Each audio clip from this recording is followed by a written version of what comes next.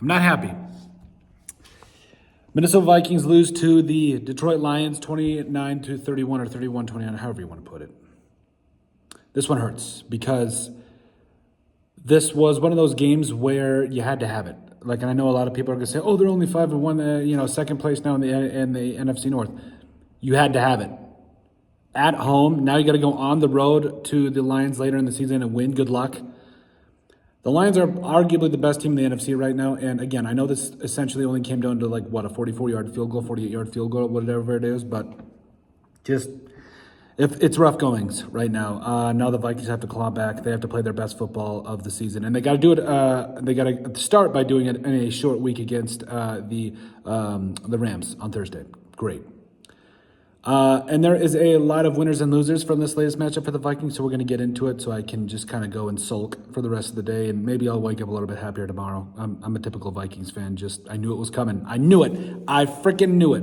Anyway, knocking on all the wood. Sam Darnold, I will honestly put him as a winner. 22 of 27 for 259 yards and a touchdown and a pick.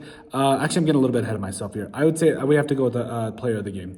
Player of the game, I would honestly say Will Reichard, because 3 of 3 on field goals, including a 57-yarder. And you just know that Kevin O'Connell was going to put him in to kick that 68-yard game-winning field goal. You know he was going to do it.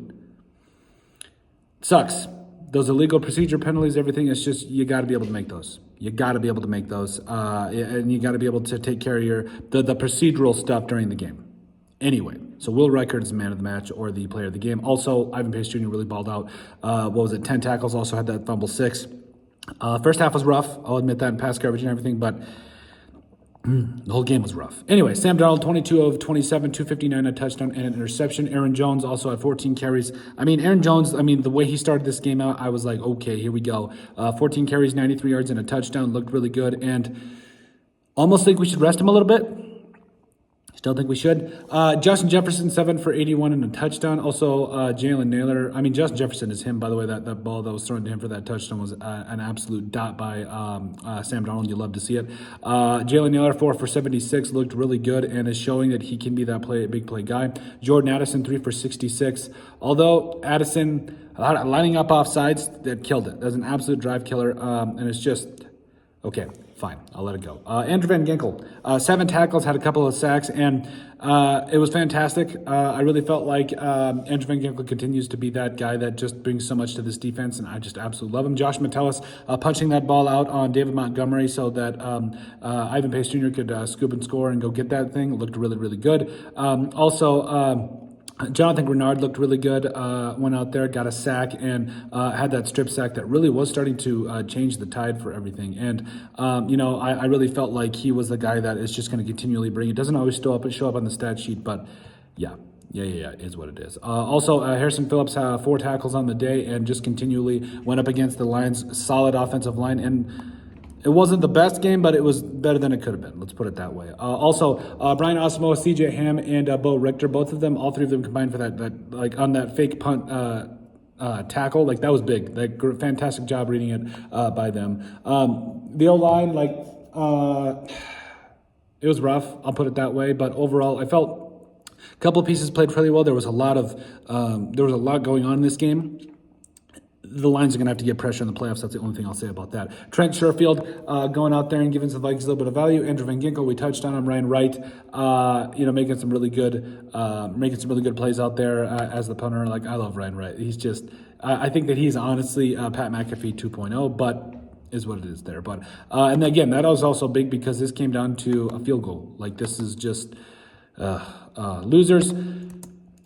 Kevin O'Connell and Brian Flores. Like, Brian Flores got just boat raced. Like, this team did not look ready to play, and they had to climb themselves out of a 21-10 deficit after halftime. And your defense has to play better than this.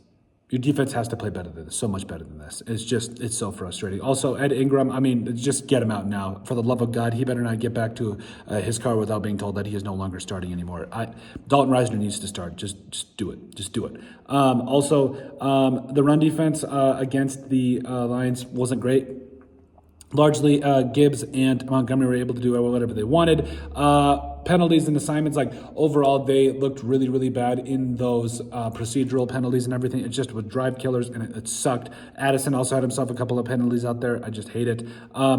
I know that the pass rush got there in a lot of cases, but there was so many times where Jared Goff was sitting in the backfield, like just absolutely so much time, and it just wasn't good. Also, Stephon Gilmore got absolutely embarrassed on the Khalif Raymond touchdown or whatever it was. It just, it sucked.